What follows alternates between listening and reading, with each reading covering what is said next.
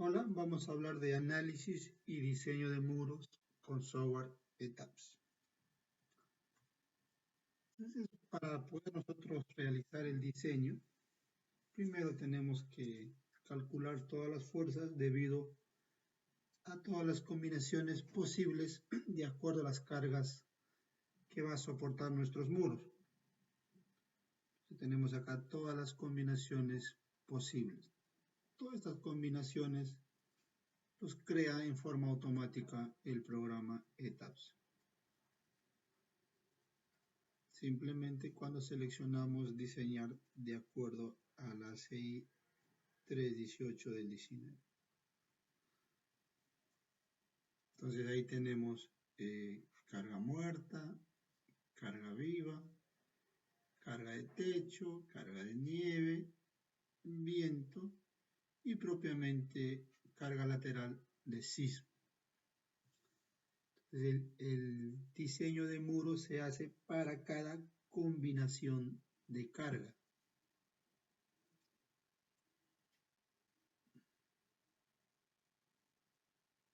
Lógico, luego de hacer el diseño para cada combinación de carga, pues bota como resultado en los casos de carga que le dé mayor cuantía, ¿no? Tanto en acero longitudinal como transversal. Eso en su hoja de reporte. Entonces, dentro de las metodologías que usa el software para diseñar, existe uno de un diseño simplificado, solamente considerando que el acero se concentra en los bordes del muro. Por ejemplo, ¿no? Tenemos un muro típico rectangular con una vista en planta de ancho TP y longitud LP.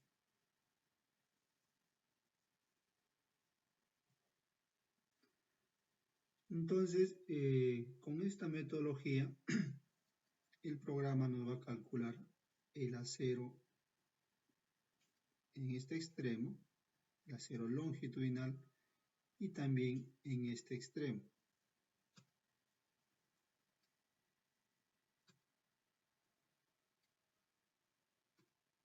Va a calcular esos aceros en los extremos. Esto sería para una sección rectangular, ¿no? Si tuviéramos una sección con elementos de borde que sobresalen del alma, pues también nos va a calcular el acero de la parte izquierda como en la parte derecha, ¿no? Lógico, los cálculos que hace el acero es el centroide de esta sección, ¿no? Ahí lo ubica el acero, en esta sección, en el centroide de esta sección. Entonces, si fuera una sección rectangular, pues igualito, ¿no? El acero va a ubicar en el centroide de esta sección que va a definir el programa. El programa, en este caso, nos va a definir esta longitud.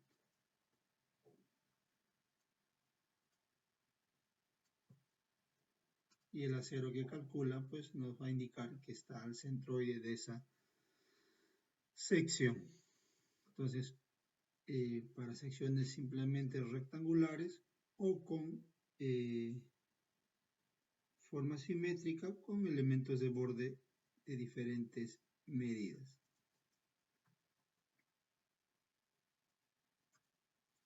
Entonces, ¿cómo calcula el acero, ¿no? ¿Cuáles son las consideraciones para ello? Entonces, hay tres condiciones de diseño. El primero es, ya sabemos que el programa va a calcular los aceros. Entonces, la condición número uno es cuando el programa determina esta longitud, tanto en la izquierda como en el lado derecho, para secciones rectangulares. La segunda condición de diseño es cuando el usuario define la geometría de estos elementos de borde, tanto el lado izquierdo como el lado derecho. La tercera opción o condición es cuando el usuario define las medidas de un elemento de borde, digamos del lado izquierdo, y el lado derecho el programa lo va a calcular esta longitud.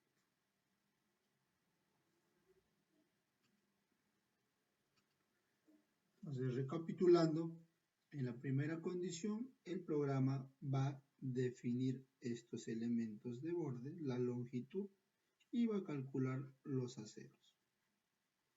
En la segunda condición, el programa solamente va a calcular los aceros.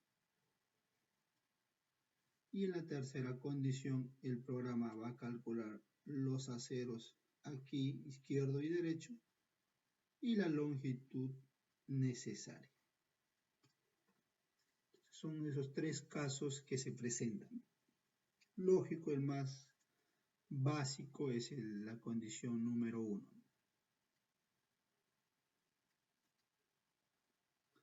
Estos elementos de bordes pueden ser simétricos, es decir, digamos, esta es una sección 1 y esto también de la misma sección. O también puede tener una sección diferente. El programa almacena información de forma independiente para esto de acá y también de forma independiente para esto de acá. Y aquí dice, ¿no? El acero está ubicado en el centroide de los elementos de borde. Continuando con esta metodología, entonces vamos a ver el caso básico, ¿no? El caso 1, en el cual tenemos una sección rectangular y el programa va a calcular lo siguiente. Va a calcular esta longitud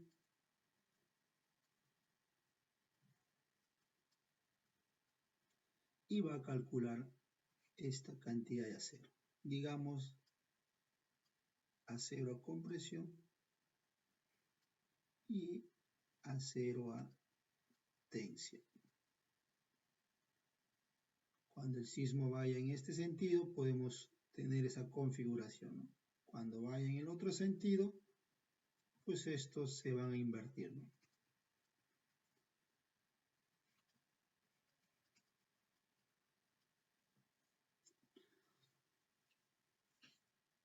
Entonces, ¿cómo calcula el programa el acero? Para lograr ello, lo primero que va a calcular el programa pues son fuerzas, ¿no? Es decir, carga axial y momento flector. Con esto recién va a calcular los aceros en la zona de compresión como los aceros en la zona de tensión para los elementos de borde, para este de acá, para esto de acá.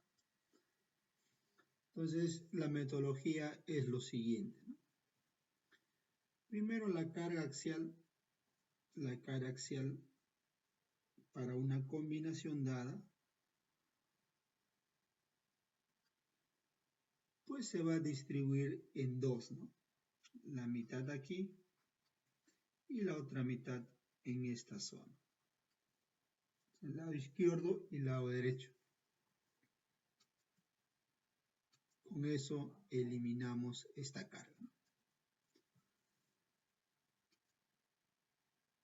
Y el momento flector también sabemos que se puede descomponer en dos, ¿no? En un par de fuerzas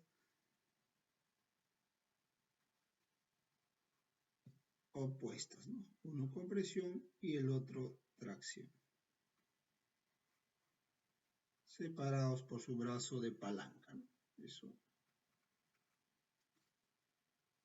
Básicamente eso se convierte en un momento flector. Entonces ahí tenemos pues que en la parte izquierda, por ejemplo, vamos a sumar, ¿no? Proveniente de la cara axial más el momento, la fuerza correspondiente al momento, y en la parte derecha se restan, ¿no? Sentidos opuestos. El programa lo único que hace es esa suma algebraica, ¿no? Va a calcular momentos con respecto a este punto. Y lógico, con ello va a calcular pues las fuerzas debidos al momento, ¿no? Por ejemplo, para la parte izquierda, la cara axial entre 2, la mitad, y esto es el correspondiente a la fuerza del momento. Entonces, cuando hace en este plano, por ejemplo, ¿no? Cuando hace sumatoria de momentos alrededor de este punto, pues las únicas fuerzas que existen va a ser el momento y esta. El momento va a ser igual a esta fuerza por el brazo de palanca, ¿no? El brazo de palanca es la longitud total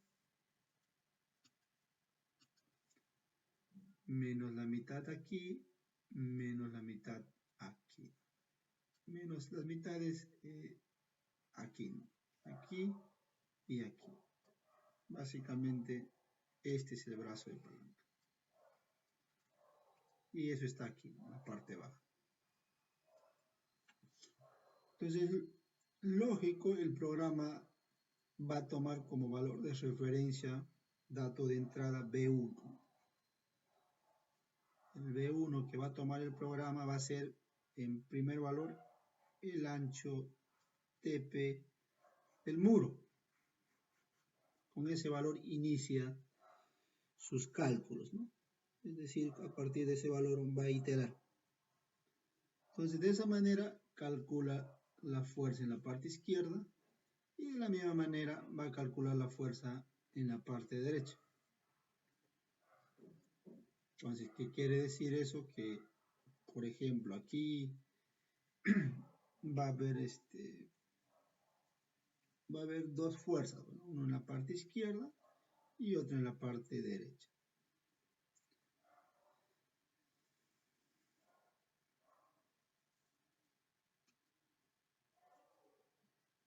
Entonces, de esa manera calculó las fuerzas, ¿no?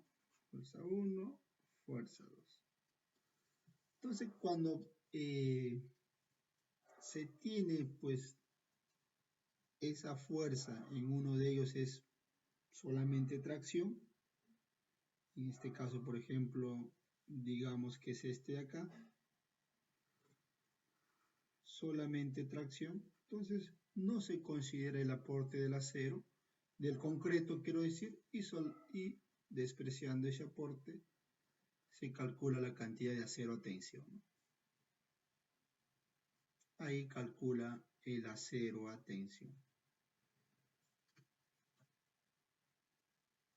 De la misma manera, solamente considerando este elemento de borde de ancho B1, que es el valor inicial, con ello va a calcular el acero necesario para soportar esa fuerza de compresión dada por esta ecuación. Entonces esa fuerza de compresión es un dato. Este factor es un dato de 0.8, esto es un dato de 0.65. El valor de AG es también dato porque es el área de esta sección. Aquí tenemos el área cero calculado, sería la incógnita. FY es dato, esto es la incógnita, y se puede resolver esa ecuación. Despejando se tiene esta ecuación. Si por algún motivo este valor te sale negativo, pues quiere decir que no necesita refuerzo a compresión. Es decir, basta con el aporte del concreto.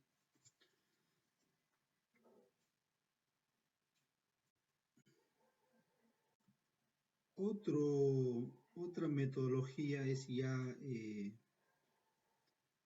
considerando un refuerzo uniforme en toda la sección de muro.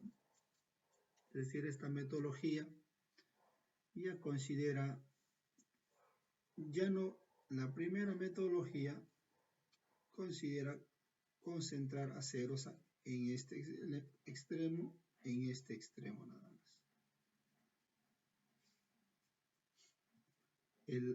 La siguiente metodología va a distribuir el acero uniformemente en toda esta longitud. Entonces ahí hay dos opciones, ¿no? Una forma general o una forma uniforme. Uniforme se entiende pues que todos están distanciados la misma medida. Y general uno puede pues cambiarlo, concentrar más la distribución en los extremos, pero a la vez también distribuir uniformemente en la parte interna.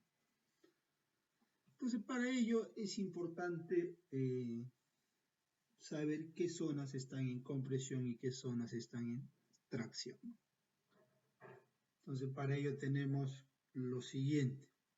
Tenemos un muro rectangular, pues para un momento dado en este sentido, este lado va a ser una zona de tracción y el otro la zona de compresión.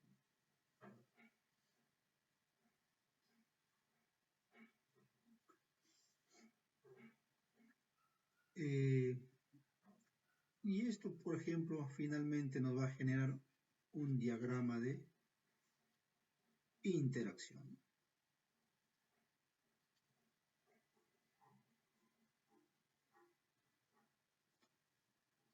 De la misma manera podemos generar otro diagrama de interacción para cuando se gira 45 grados. Tendríamos otro diagrama de interacción.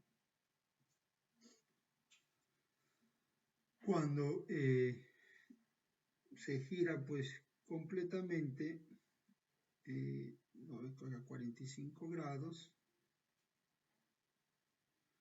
cuando se gira 180 grados, también vas a tener otro diagrama de interacción. Aquí hay otro diagrama, aquí hay otro diagrama. Y cuando se gira 225, también vamos a tener otro diagrama de interacción. Entonces, nosotros sabemos, pues al tener una sección rectangular y en la cual asignamos acero,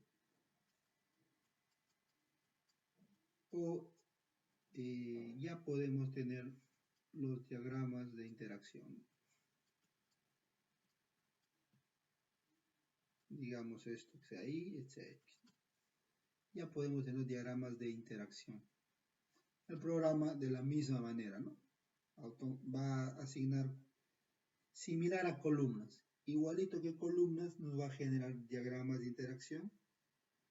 Pues en los menús ingresa qué diámetro de acero va a trabajar, qué separación van a tener esos aceros y con eso nos genera los diagramas de interacción.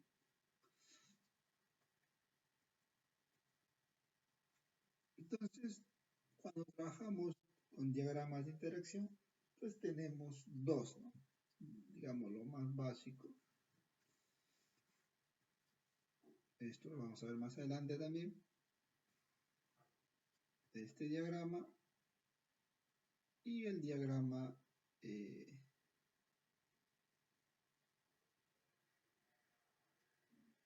este es el diagrama MNPN y el siguiente es el diagrama usando el factor de reducción. Ese factor de reducción básicamente tiene zonas controladas a compresión, zonas controladas a tensión y una zona en transición. Esto ya lo conocen. Básicamente es un resumen lo que está indicado en el acero.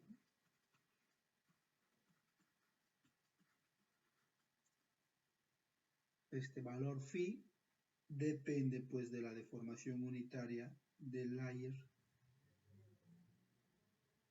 extremo en tensión, ¿no?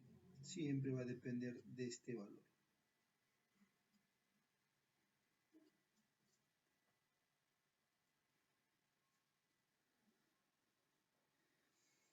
Y además tenemos dentro del diseño de muros, finalmente tenemos que trabajar con 3 diagramas de interacción. En realidad, esto es el diagrama básico. Esto cuando usamos factores de reducción similar a la diapositiva anterior. Y esto cuando trabajamos con momentos probables, ¿no? En el cual phi siempre es 1 y el esfuerzo en el acero se considera 1.25 Fy. Entonces, en términos prácticos, siempre hay 3 diagramas de interacción para una sección dada. Digamos el primero, el básico, puede ser esto.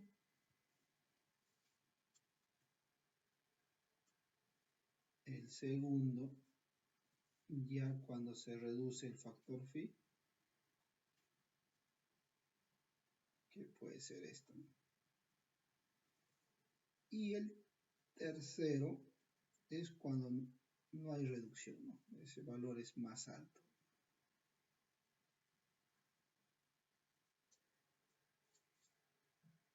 Cuando calculemos el valor de C, este diagrama es útil. Entonces, ¿cómo se construye un diagrama de interacción de color verde en el programa, por ejemplo? El programa va a calcular, definido, tiene 11 puntos, de los cuales esto viene a ser un punto, en este caso P o C. Este viene a ser otro punto, en este caso P o T. Y P balanceado viene a ser un punto aquí, en la cual la deformación unitaria del layer en tensión es igual, digamos, a este valor, y la deformación unitaria del concreto pues es este valor. Este es igual a ETY, lo que se denomina falla balanceada. Eso viene a ser PB. Entonces son 3 puntos, ¿no? Luego va a calcular el programa 4 puntos adicionales, tanto en la parte superior como inferior, para tener 11 puntos. Y lógico, estos puntos pues los genera manteniendo esta distancia uniforme, tanto para la parte superior como para la parte inferior. Igual acá, ¿no? Mantiene esto constante. Estas distancias los hace constantes y genera esos puntos.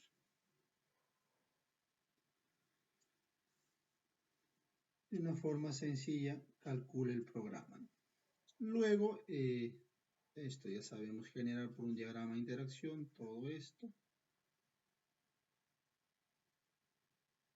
Y sabemos que este valor es finalmente 0.80 para secciones rectangulares con estribos.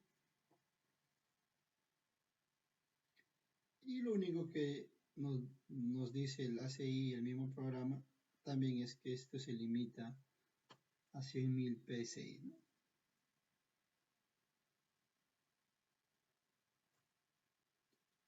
Por ejemplo, aquí presentamos un diagrama de interacción, el cual está en el manual del ETABS, ¿no? Por ejemplo, nos dice que aquí tenemos 2 varillas número 9, aquí también 2 varillas número 9, y todo esto son varillas número 5 espaciadas a 12 pulgadas. Y aquí en el extremo tenemos varilla número 6.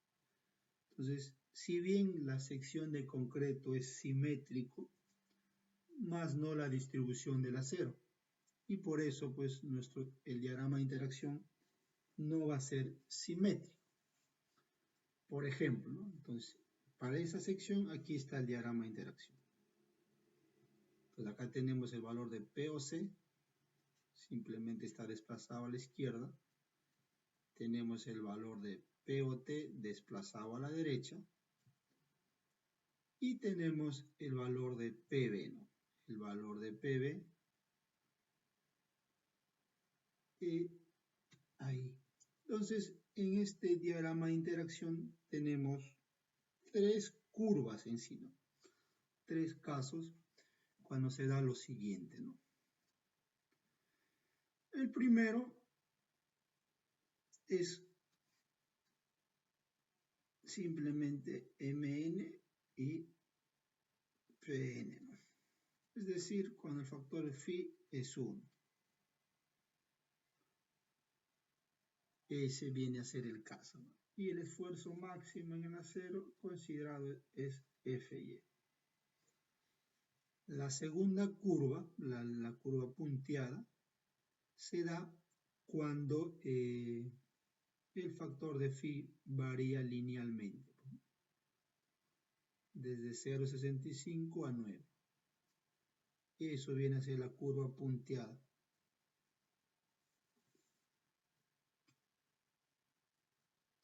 Eso viene a ser esta curva, ¿no? Usando el factor de reducción phi, generamos esa curva. Y la tercera curva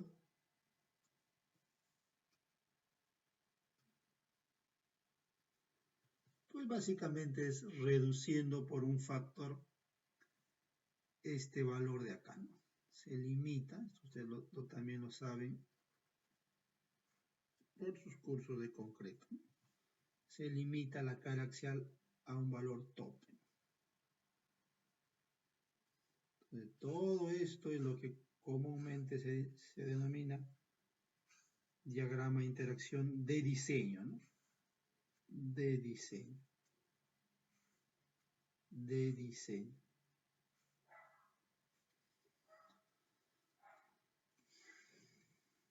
Ahora, de esta curva, pues, tenemos lo siguiente, ¿no?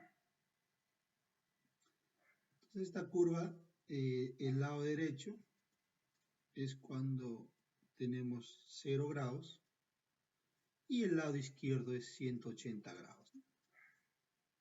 La mitad de la curva, pues, se genera con esto, ¿no? Toda esta parte de la curva se genera con eso. Y cuando gira 180 grados, pues se genera la otra curva, ¿no? Es decir, cuando los momentos van en este sentido. Listo, tenemos las dos curvas. Términos prácticos, cuando el sismo viene en este sentido y cuando va en el otro sentido. Tienes esos diagramas de interacción. Luego aquí hay una amplificación de ese diagrama, una parte más ampliada, pero en el cual simplemente está jugando con los valores de phi, ¿no? Phi 0,1, phi 0,90, phi 0,65, y cuando phi pues vale de acuerdo, mira, por ejemplo, el phi 0,65 nada más vendría a ser la línea punteada, ¿no? Entonces, tendría todo esto de acá.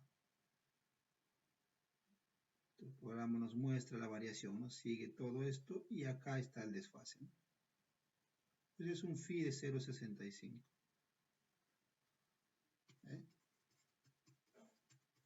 Pero el programa y los códigos de diseño sabemos que nos indican que ese phi varía de esta manera, ¿no? De un máximo de 0,65 a 0,90, ¿no? Y con un factor La reducción de cara axial de 0,80. Entonces el diagrama de diseño viene a ser esto. Todo esto de acá, continúa eso. Y aquí ya pasa a tomar esa reducción con phi de 0,90.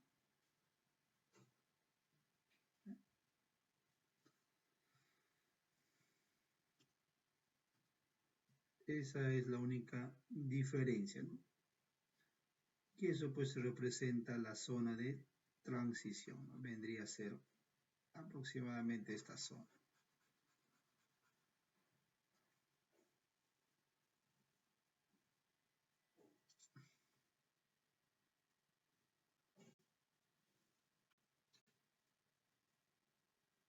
Entonces vamos a hablar un poco ahora de cómo se genera ese diagrama de interacción. Ese diagrama de interacción pues se genera a partir de la variación del eje neutro, del valor de C. Entonces sabemos que hay zonas en compresión y zonas en tensión. Zona compresión y zona tensión. Entonces el concreto aquí y el acero está en zona de compresión y aquí está en zona tracción. Entonces esto son las relaciones que hace el programa, similar pues a los diagramas de interacción que se generan en forma manual. Se reemplaza por un bloque de Whitney relacionado a un eje neutro y con esa manera se calcula pues la fuerza que resiste el concreto, el esfuerzo del acero tanto en compresión como en tensión, luego la fuerza y finalmente pues la sumatoria de cara axial está dado de esta manera. Todas las fuerzas que son de tensión se restan las de compresión y listo. Finalmente, el programa va a generar un diagrama de interacción. Genera un diagrama de interacción en el cual solamente vale pues el de diseño, ¿no?